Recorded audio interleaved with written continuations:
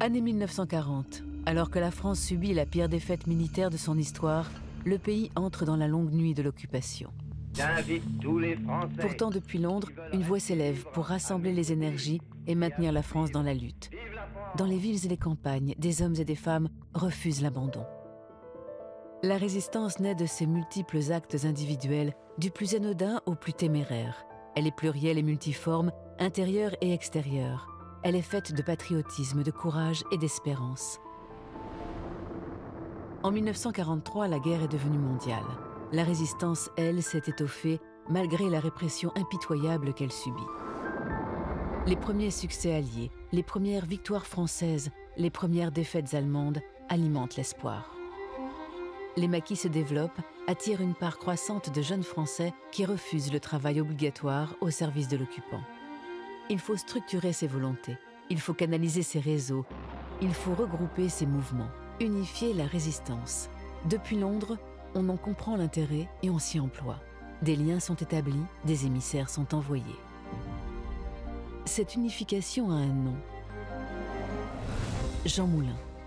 Ancien préfet, nommé par le général de Gaulle délégué civil et militaire pour la zone libre, entreprend de regrouper les formations paramilitaires des grands mouvements de résistance intérieure.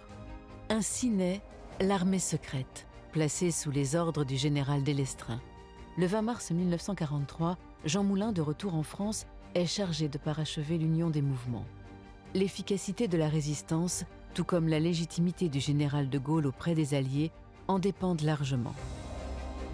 Le 27 mai 1943, la première réunion du Conseil national de la résistance, CNR, se tient à Paris, au 48 rue du Four.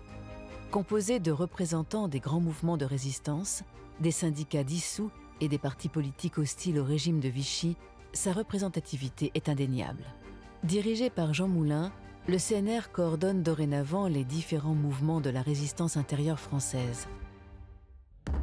Mais le 21 juin 1943, Jean Moulin est arrêté à Caluire-et-Cuire, près de Lyon. Interné à la prison Montluc, torturé puis transféré à Paris, le premier chef du CNR décède de ses blessures dans le train qui l'emmène vers l'Allemagne, le 8 juillet 1943, sans avoir parlé à ses bourreaux. Mais la flamme de la résistance brûle encore. Par son action, le Conseil national de la résistance impose la France comme un pays allié engagé dans la lutte contre le nazisme et permet, en 1945, de la placer dans le camp des vainqueurs de la Seconde Guerre mondiale. Le 19 décembre 1964, les cendres de Jean Moulin, éphémère chef d'un peuple de la nuit, reçoivent au Panthéon l'hommage de la nation.